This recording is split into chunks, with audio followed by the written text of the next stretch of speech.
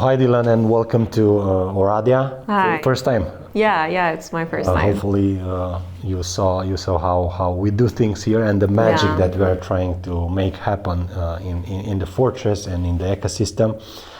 So let's start by hearing a bit about who's Dilan, Okay. where does she come from, and how did Yeah. you end up doing what you're doing? Yeah, perfect. I'm Dilan. I've been working as a VC investor for a while now. I'm based in Istanbul, but I was originally born and raised in a city bordering Bulgaria, Greece, and Romania. Oh, sorry, Bulgaria, Greece, and Turkey.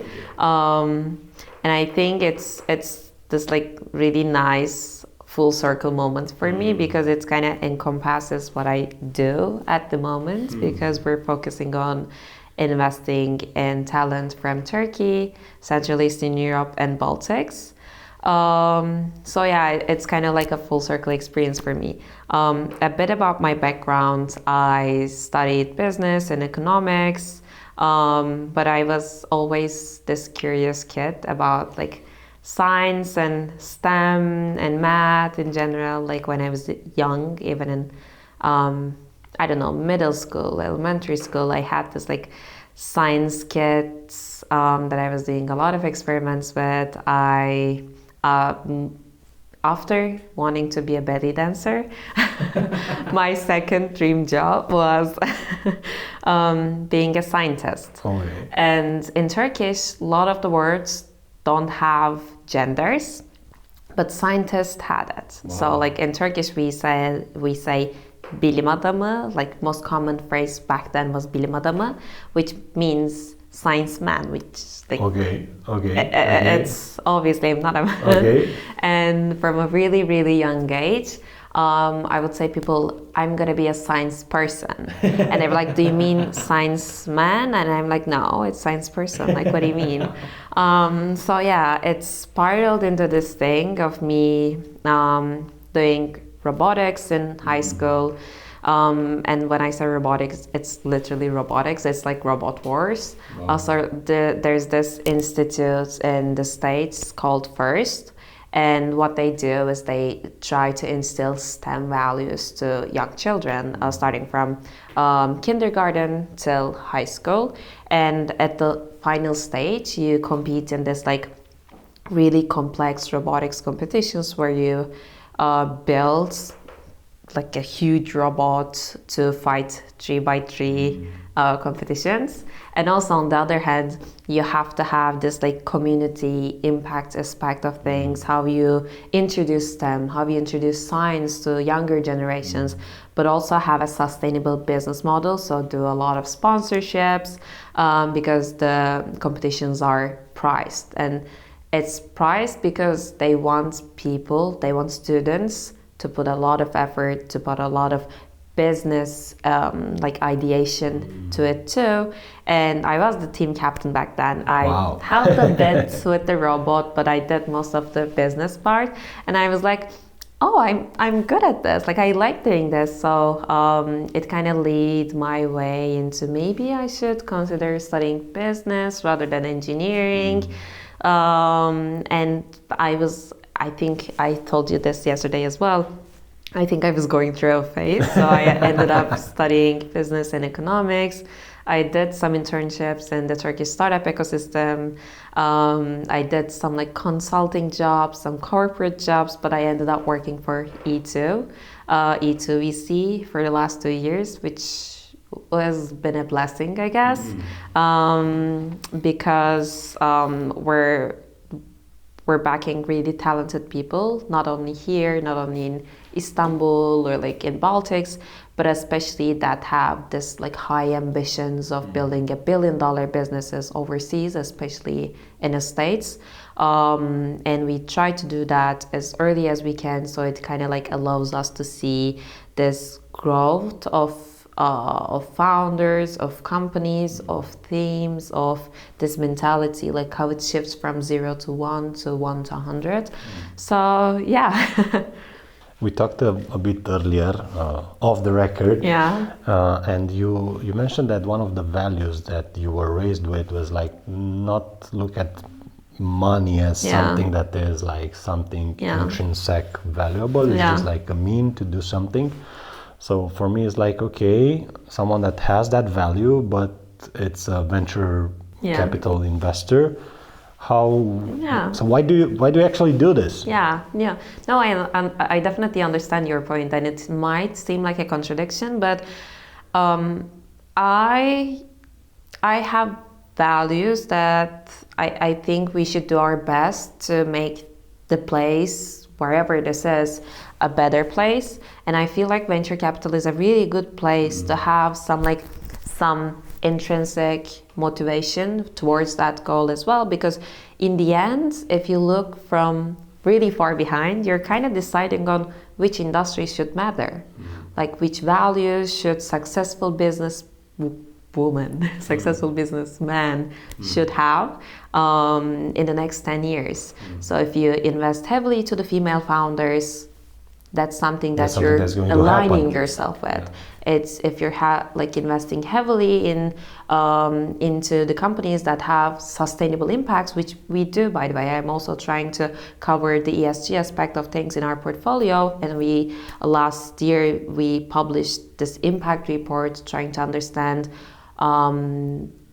at scale what companies are achieving, how they're aligning with sustainable development goals, how much inclusion that they have.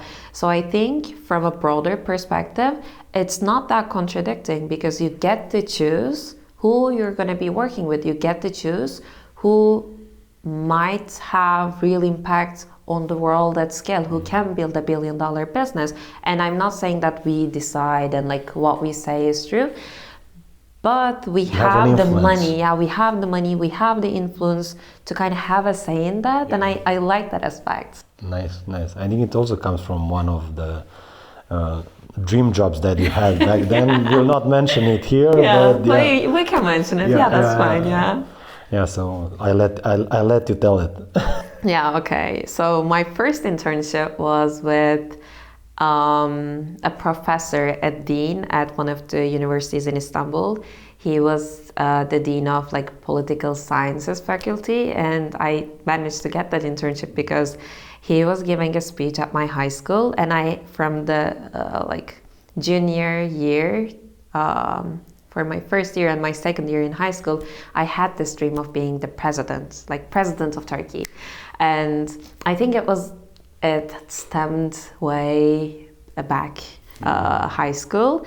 But he was giving this speech, and after the speech, I kind of tailed him and said, okay, I want to be a president. Like I want to be like that confidence that you have in your high school years. I want to be the president of Turkey, obviously. And what do you think? I feel kind of synergies here. So like, what can we do about it? And he was really kind. And he said, come work for me this summer. Like, come see how we do. And he was also teaching American studies and for the graduate level, so he was like, you can attend my classes as well. So I got to enjoy a bit about the other side of the world that we now always think of, talk about all the bureaucracy of everything takes a lot of time, and the politics, like in a really bad connotation, in a really bad manner. I was on the other side of things, and it was a really nice experience. I get to learn a lot about American politics, but like how politicians were thinking, and yeah, it's now still ties to, I feel like I want to believe it still ties to what I do now. It's basically influencing not just today, but the future. So yeah. Anyway, it's not too late.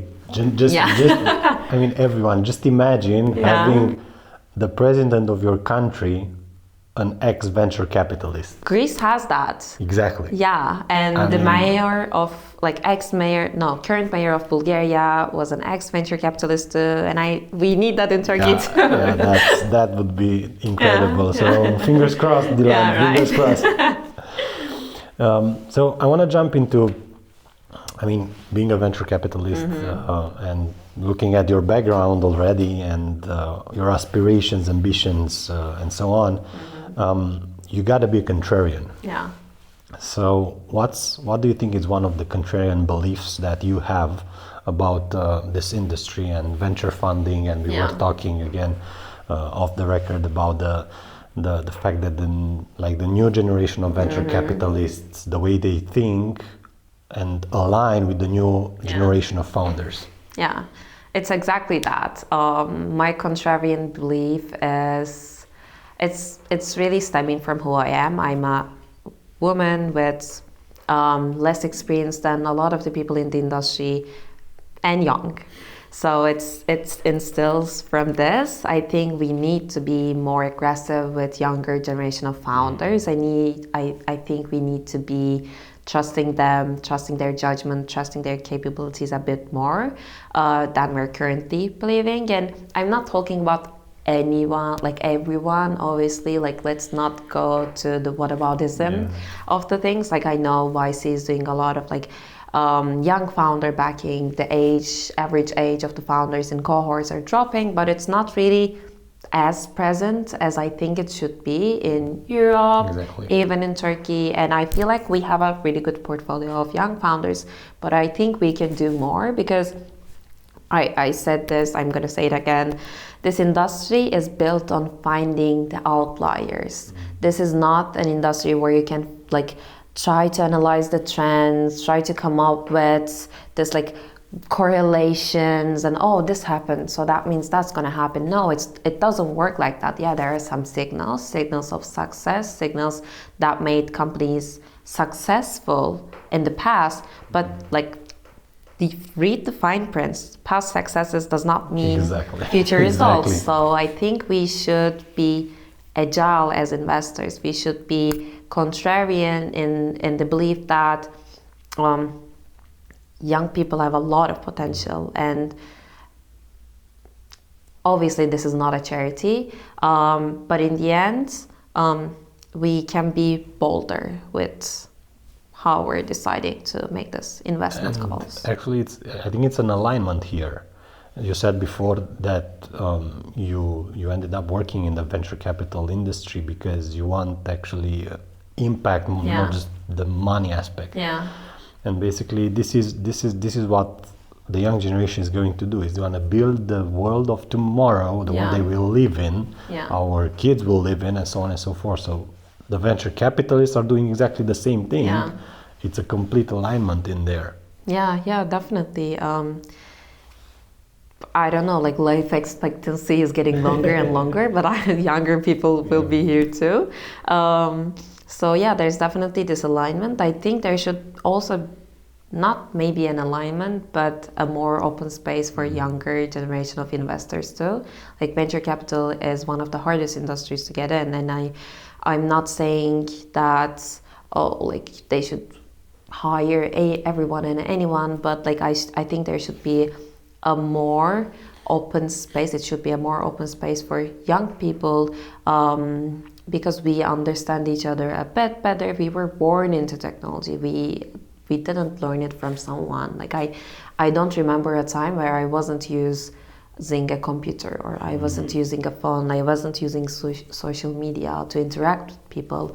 And especially if you're doing a business overseas, if you're not only conducting business face to face, having those skills, having this like confidence of trusting someone over the phone, over, I don't know, like only synthetic interactions, online interactions, it's a good skill to have, like being able to judge people by not sitting face to face. I think it's a good skill to have. So yeah, I think there should be more space for younger investors. What do you love about working with younger founders? We talked yesterday on the panel about younger generations being naive, and I've told you that for me that word has not a bad connotation. Actually, has a very good one when it comes to founders. But what do you love about working with young founders? Like understandably, they're more brave. Young people in general, whether it was 20 years ago, whether it's going to be 20 years from now, always they are going to be braver because they have less experience with bad things happening or things stopping them. But on the other hand, now this generation, we talked about this too. Like my parents were, um, they weren't rich, they weren't full, they were middle class, like a proper middle class family, and they were able to have a house, they were able to have a car, and they had like normal paying positions. Like my mom is like a government officer, not an official. My dad back then was like a representative of a pharmaceutical company trying to sell drugs to the doctors, and I cannot see that happening with this generation. Like I cannot see middle class having properties. I cannot see middle class buying a lot of different things if they're only doing corporate jobs, if they're only doing like regular paying jobs.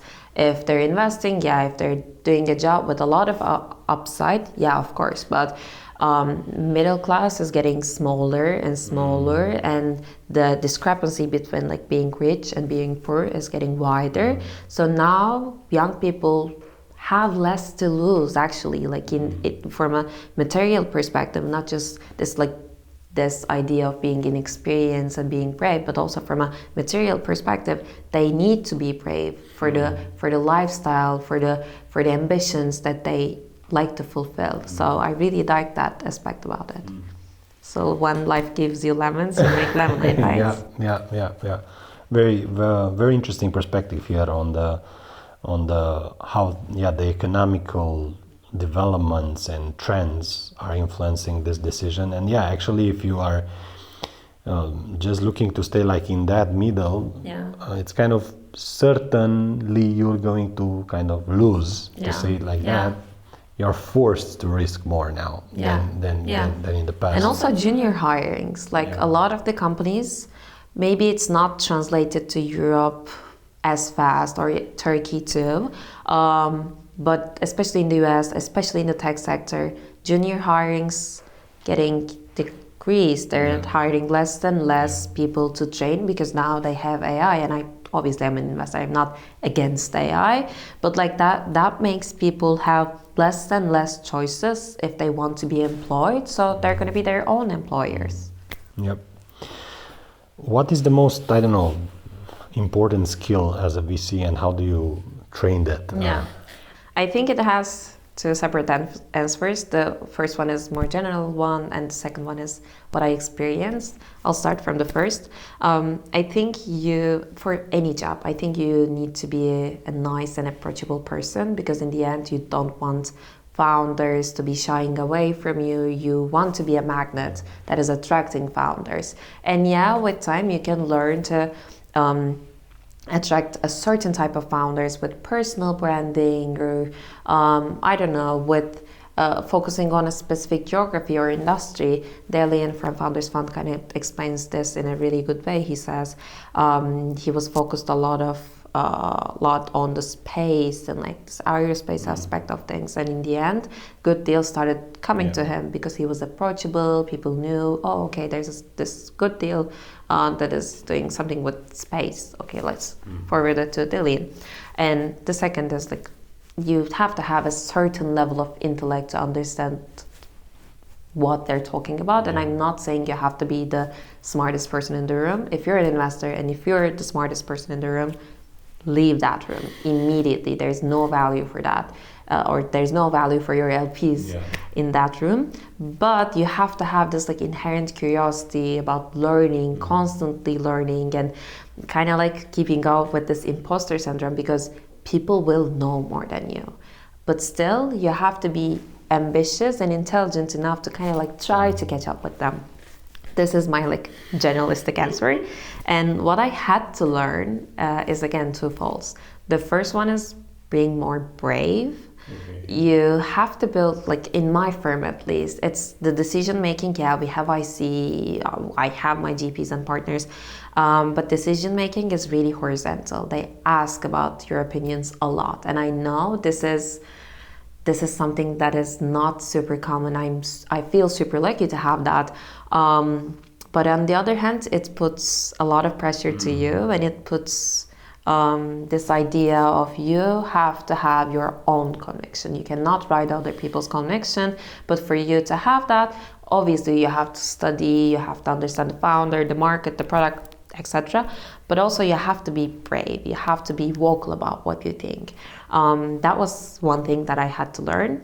And the other thing is, I think this is like, I don't want to lecture people. I don't think I'm in a position of doing that.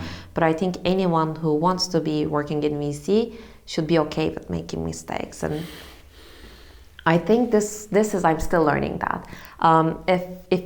If you're kind of like a successful kid, if you had good grades in school, if you, I don't know, I was a scholarship kid in university, I was a scholarship in high school, I did like physics projects, robotics, whatever. So like I'm not saying I was super smart, but I was a good student.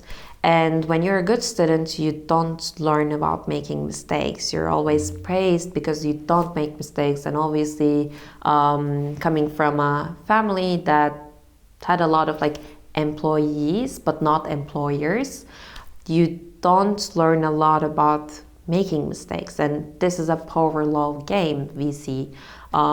You take a lot of shots, and most of them don't turn out to the thing that you've envisioned that they're going to be turning out.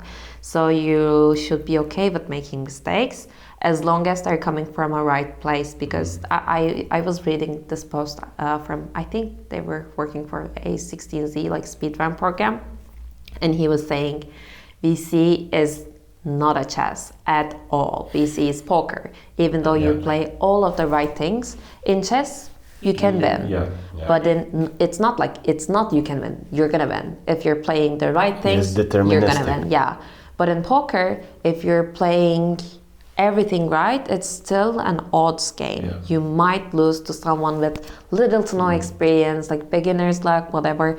So you have to be okay with this idea of having some losses. Going here a bit off script, but if you were mentioning about doing mistakes, so I have kind of two questions, but they are related to this same subject. How does your colleagues and yourself and your team approach a situation where you understand, okay, we made a bad decision, or I know Dilan made a bad decision to invest in this, even though it's not just your decision, but let's say it was one of your deals and so on. How does things work there? And I think, and then the second part is, maybe it's related to this, how your culture as a venture capital fund company then treat the founders that fail. Oh, the second one is a hard question. The first one, I think I'm, again, really lucky. I'm not here to promote you to VC. I swear I'm not getting paid to do this. But like, there's no name calling. There's no pointing, oh, you did this wrong, you did this right. After we do the investment, I have enough trust for my partners to lead a deal. But after we do the investment, it's not just my deal. It's E2VC's deal. And like we have you have financial incentive for that company to work well for everyone as well. So I think even if it's failing, like if they know you made the call with the right goals, with the right purposes, rather than, oh, I want to make a deal, I want to build a brand, versus I'm trusting this founder, I think for this and that, she's gonna make incredible things happening, and like this is where I'm coming from, it's okay. It's obviously, I know it's not my money, it's not their money, but like there's definitely this process of like doing due diligence. But like after that point, it's about conviction, and you might be convinced, and you still might be wrong. But if you're convinced because of the good reasons, because of something tangible, because of something that you can show, you can explain, it's okay.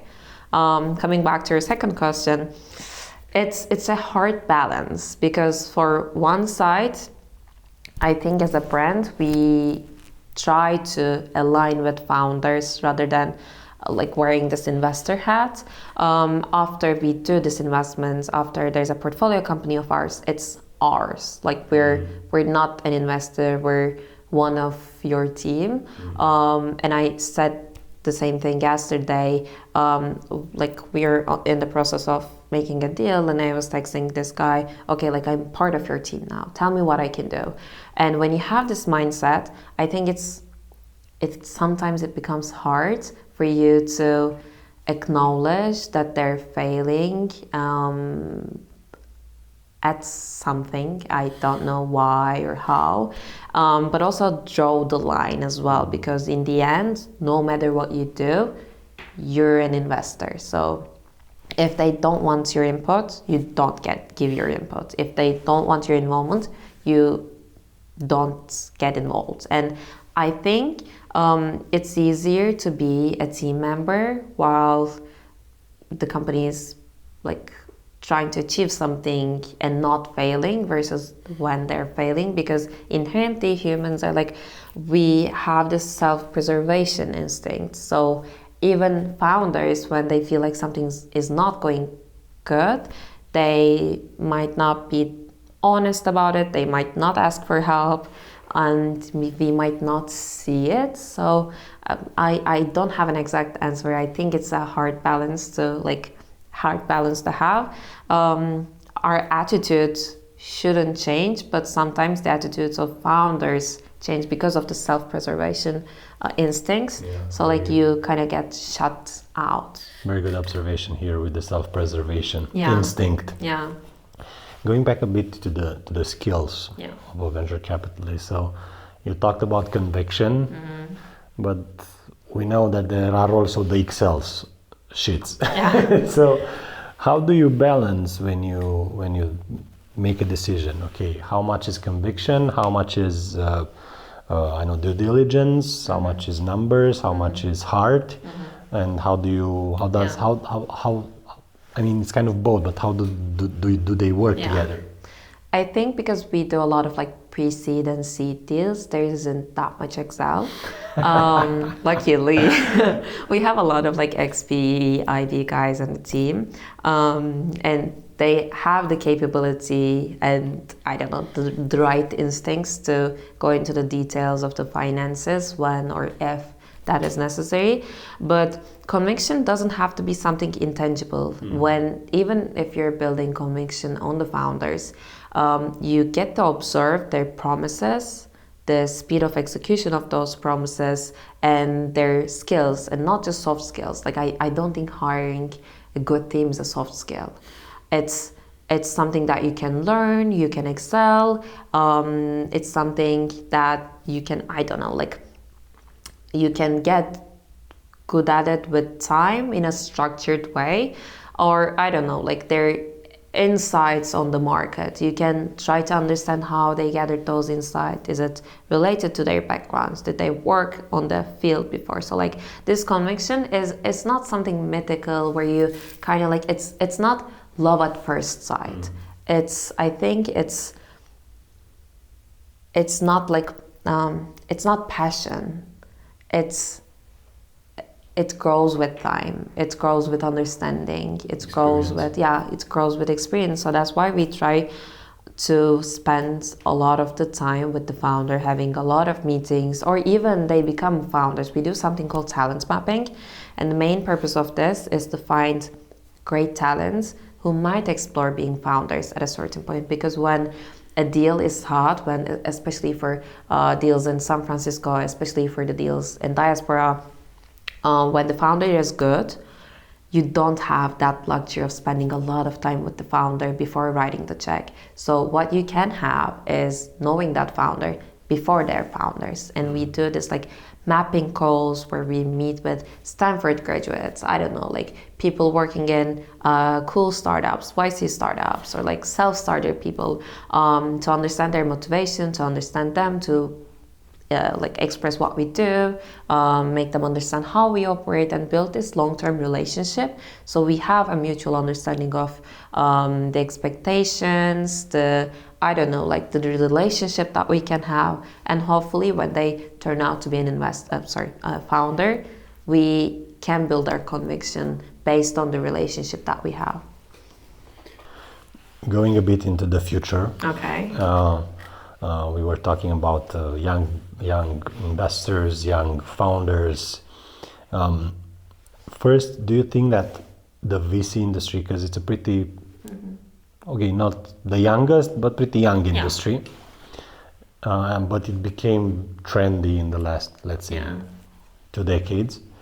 Is this an industry that it's just trendy right now, or do you see it as something that will, okay, we kind of discovered it and it will be here forever?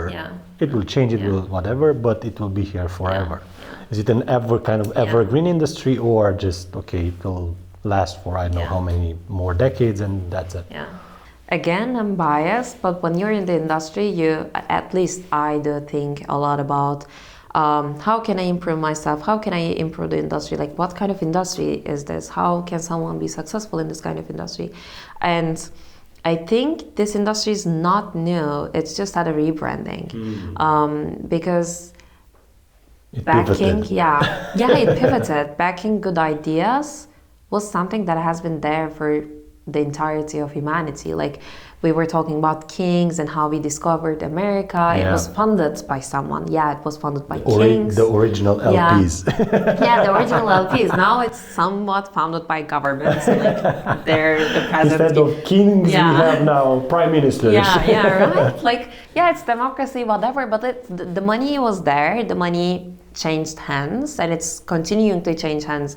Back then, the kings and this like aristocracy had the most money, and for a while the governments had the most money, and then corporates had the most money. Now, like entrepreneurs or like I don't know, like this younger generation of companies, younger generation of people have the most money. So like, I think it's already an evergreen industry. I think it's going to be the same for a really, really long time. And I don't know, maybe it changes names again, maybe it rebrands itself, maybe it's pivots. But like backing good ideas, I think it's the only way to be human. We're talking and thinking and loving animals. Like, what would make us different if we're not chasing this idea of, I don't know, tomorrow, if we're not writing fan fiction, fiction, not fan fiction. We're not writing science fiction. I don't know. I think it's going to be there for a really, really, really long time. On your point with the rebranding and the renaming of the industry, I think I really love the venture word there. Basically, this is what you are looking into this, both investors and founders. This venture spirit, this venturing spirit in the unknown. And every time I hear the word, I imagine a captain of a boat. Let's go and discover the next, promised land or whatever. You don't know what's going to, what awaits on the other side. You have some convictions and some theories, but they are so like, it's almost a belief because you action upon them. So at least the naming for the industry right now, we nailed it. And the branding is important. Definitely. How do you think that now the whole AI revolution is going to also affect the industry? Will we have AI venture capitalist agents? How would be how it will transform the role of a venture capitalist, and in general, maybe even outside the AI topic, how it will change in the next decade? I think tech and innovation in general always change the way that we do work, but one thing that is constant is we work. So like before computers, there was this huge amount of people doing calculations. Or before Excel, we talked about Excel, there was this huge amount of accountants who were doing like this like pen and paper. Oh, I saw a picture about that with people like before AutoCAD. The guys that were doing all sorts of maps and so on. It was like a picture of a big hall. Like, I don't know, hundreds of people with big tables, huge maps, and now everything is done in software. Yeah, you're right. Like the unemployment didn't increase because we found how computers could work or how Excel could work. On the contrary, there was a lot of different opportunities for people to work, either qualify or not super qualified after a certain point. So I don't think AI will bring a doomsday. I think it's this where it's okay to be afraid of unknown, but I think we have to use our critical thinking skills about, okay, I'm thinking with my emotions. This is my fear talking. Let's look back and let's try to understand how it happened, because most of the times there's definitely an analogy with history that we can make today. So I don't think AI will capture the jobs. AI will, I don't know, create this apocalypse scenario for humankind. I think we're still too young as a humankind to get to that point. And for VC in specific, I think it's going to be one of the industries that adopts AI fairly quickly. There's even now this the idea of doing data-driven sourcing, and before that it was mostly LinkedIn or connections. It was firstly connections, then it was LinkedIn sourcing, whatever. Now we have tools like Harmonic, Spectre, and there's a lot more tools popping up every day, and I think we're gonna use it, and I think it's gonna increase the access that we have, but it's gonna just make the deals more competitive. And for you to win those deals, I think it's going to be founders picking you, and that's something to do with the relationship and the brand, and how you can support your founders. How did you support your founders, and what you can contribute to their brand. So think of this, the luxury design bags, they're super fancy, they're super expensive, and we can manufacture the same thing $10. in $10. But why do people go out and buy those bags? Because they feel that it has some intrinsic value rather than the craftsmanship, rather than, I don't know, rather than the quality. It gives you an image for yourself, it gives you an affiliation. So I think we're thinking animals. I think we're going to continue to act on our beliefs, our instincts when it comes to making an important decision about one of the most important things about our life, our company. So sourcing is going to get democratized. We're going to see a lot more deals, but you cannot reach those deals. You seeing those deals is not the same thing as you winning those deals. So I think it's going to shift the equilibrium a bit, because the emphasis was on sourcing the best deals. And we were always saying it's not a picking game, it's an access game, because you didn't have access to those amazing founders. And I think the access will change meaning. It's not a picking game because when you see a great founder, it's an access game, but not because you don't get to see those deals, because you don't get to invest in those companies. So some things will change, but I don't think human elements will go out and there's only going to be machines thinking, talking to each other, because it's a great job to have. I feel people would love to continue to do it versus, I don't know, something that people want to automate. Yeah. Last week you were in Bucharest. We were in Bucharest for How to Web. You are now in Oradea for our demo day.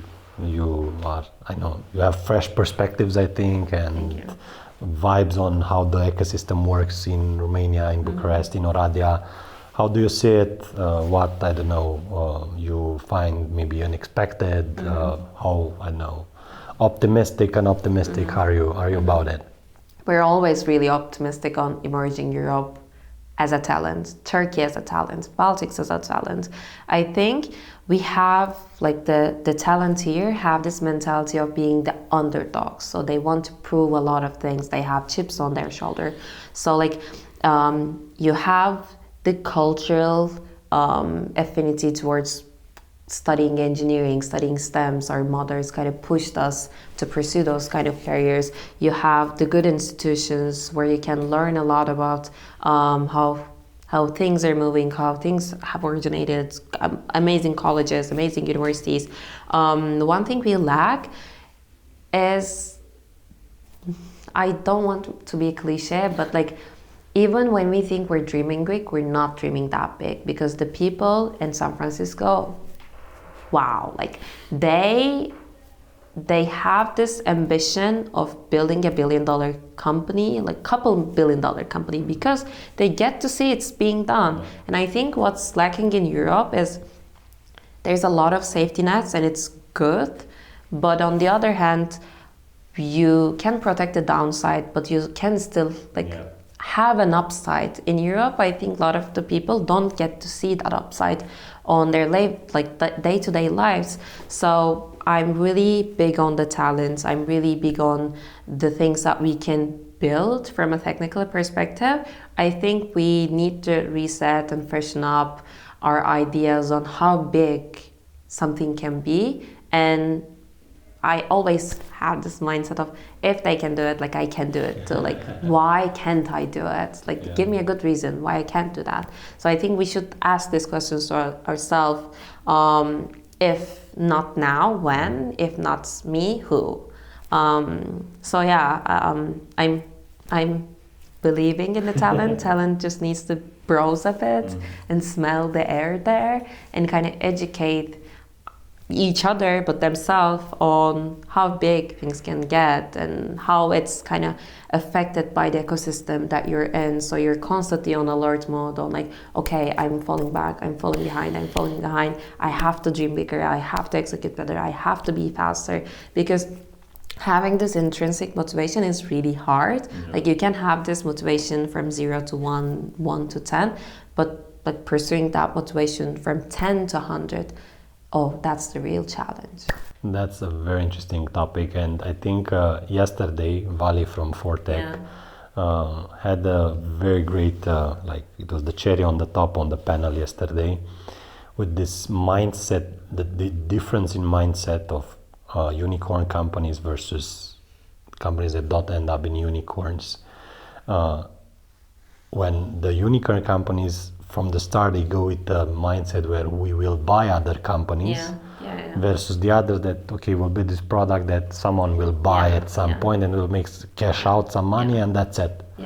I hate when founders talk about exits. Like, we're talking with a pre-seed company. Why you're telling me but your don't you want exits for your company? Yeah, but I want exits not in the 3rd year, not in the 5th year. I want an IPO. I want, if not like a really big M&A. I think that goes back to our discussion before the interview, with this mindset of conquering or being conquered. And it's a very deep cultural discussion there that,